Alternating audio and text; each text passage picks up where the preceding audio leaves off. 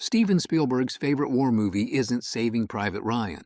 It's a movie most of you have never heard of, and it's not even the best one here.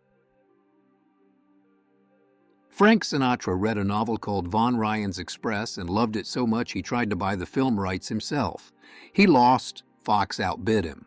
So Sinatra just called up the studio and said, "Look, you've got the rights, I want the lead." He was almost 50 years old at the time, way past the typical action hero age, but he didn't care. He wanted this movie, and he negotiated himself a hell of a deal while he was at it.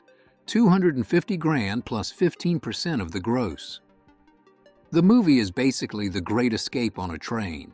Sinatra plays an American pilot shot down near Rome who ends up in an Italian camp full of British soldiers. He becomes the ranking officer, leads an escape, and they hijack a freight train heading for the Swiss border. The whole second half is this escalating chase as they barrel through Nazi territory, trying to reach safety. The guy who wrote the novel, David Westheimer, was an actual prisoner of war. He was a navigator on a B-24 that got shot down over Italy, and he spent time in Stalag, same camp from The Great Escape. He drew from his own experience for the book. This is one of those movies that should have been huge but got completely destroyed before anyone could see it. Heath Ledger plays a British officer who resigns his commission right before his regiment ships out to Sudan in 1875. His friends and his fiancée send him 4 white feathers, which is the symbol for cowardice. So he disguises himself as an Arab and follows them into the desert alone to secretly save their lives and redeem himself. It's the 7th film version of this novel, and that's part of what hurt it with critics. People kept comparing it to earlier adaptations or getting hung up on whether it glorifies imperialism, but if you just watch it as an adventure story, it actually works.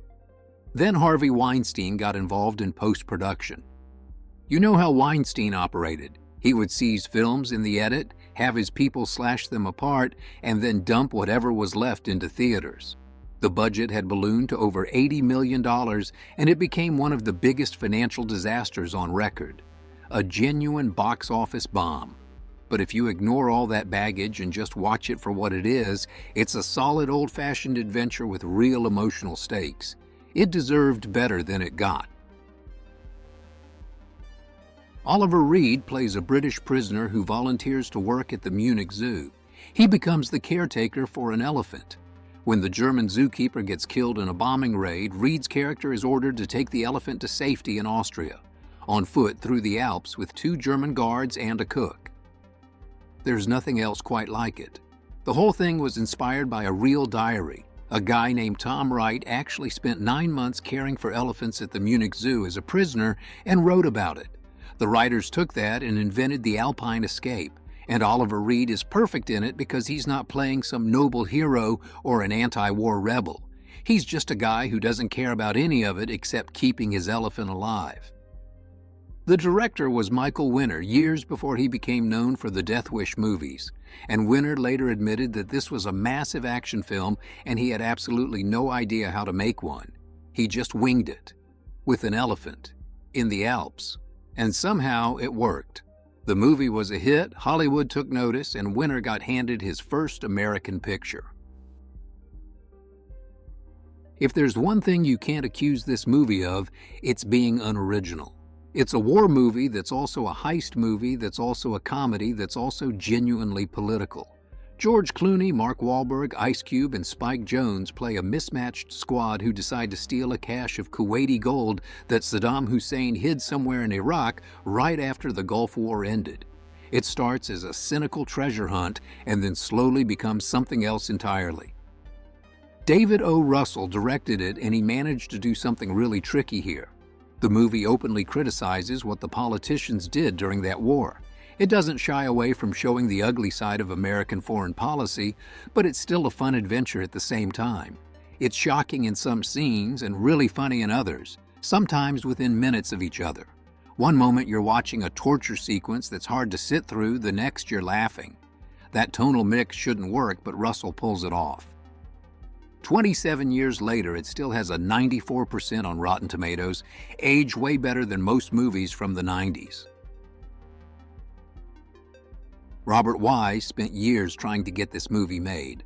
Fox kept turning him down, so the studio sent him off to direct a fill-in project while he waited for the green light on his passion project, something to keep him busy, a musical he'd originally rejected as too saccharine. That fill-in project was The Sound of Music. Wise considered it beneath him. He knocked it out to kill time, and it became one of the highest-grossing films in history.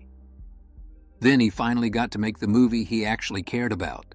The Sand Pebbles was supposed to take 9 weeks to shoot. It took 7 months. Steve McQueen plays a machinist on an American gunboat patrolling the river in 1926 China during revolutionary upheaval.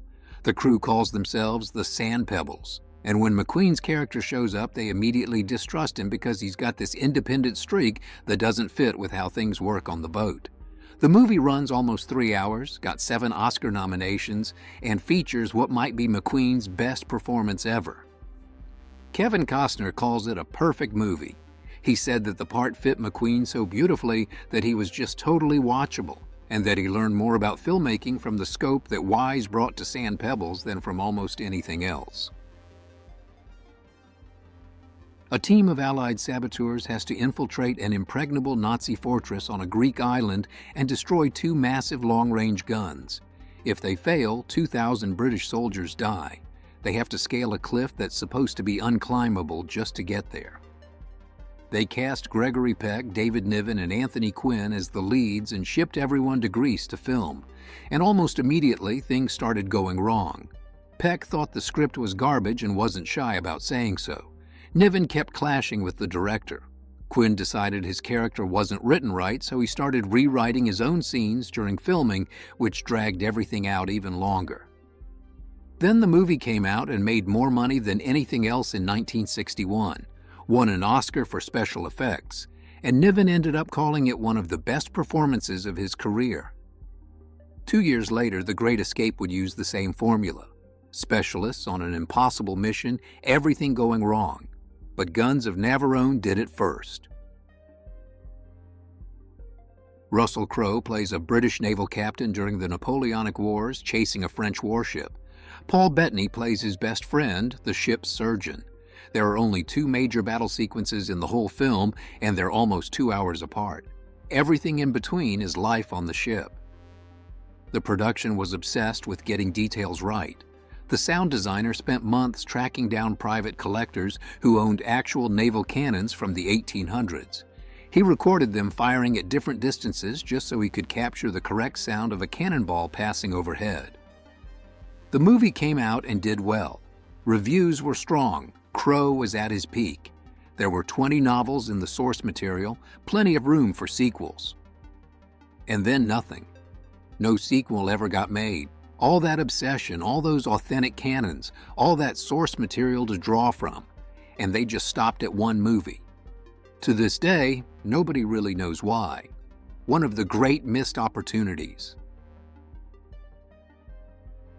Screenwriter Troy Kennedy Martin was flipping through the Guinness Book of World Records when he found one paragraph that changed his life. Under greatest robbery on record, there was a single entry. In 1945, a combination of U.S. military personnel and German civilians stole the entire German national gold reserves during the chaos at the end of the war. 730 gold bars, 6 sacks of banknotes, 25 boxes of platinum and precious stones. Everything vanished in transit. Nobody was ever charged. Martin brought this to MGM, and they got so excited they wrote directly to Guinness asking for more details. Guinness wrote back saying they suspected a government cover-up and had almost nothing else. They told MGM that until the security classification changed, any movie about it would have to be fiction, not history. MGM made the movie anyway. Kelly's Heroes is Clint Eastwood leading a group of American soldiers who go AWOL during World War II to steal Nazi gold behind enemy lines. They shot the whole thing in Yugoslavia because the Yugoslavian army still had working Sherman tanks lying around in 1970. But here's the thing that gets me. That gold from 1945, estimated at $2.5 billion today, it has never been recovered.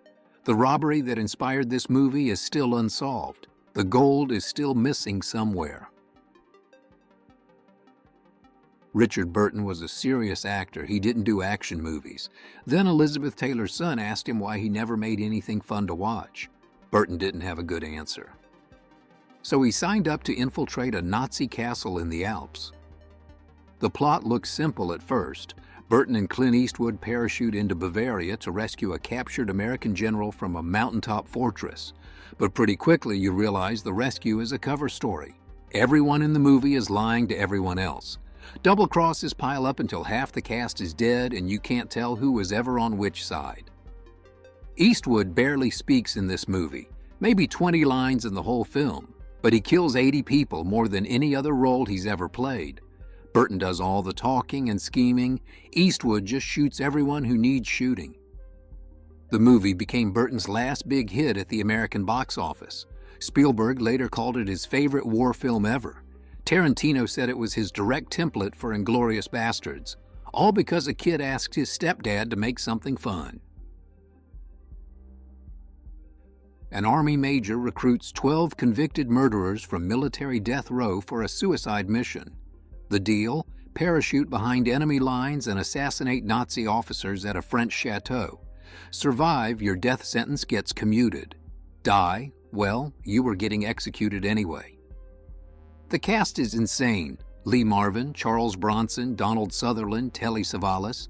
Director Robert Aldrich holds off on the action until the final act. You spend almost 2 hours with these guys first. Training, fighting each other, being assholes. By the time they parachute into France, you know all of them. Then Aldrich starts killing them off. The Great Escape gave you heroes you rooted for. The Dirty Dozen made you root for killers on a suicide mission. Same formula. Team behind enemy lines, impossible odds, but completely different energy. It came out 4 years after The Great Escape and proved you could take that template and go somewhere darker with it.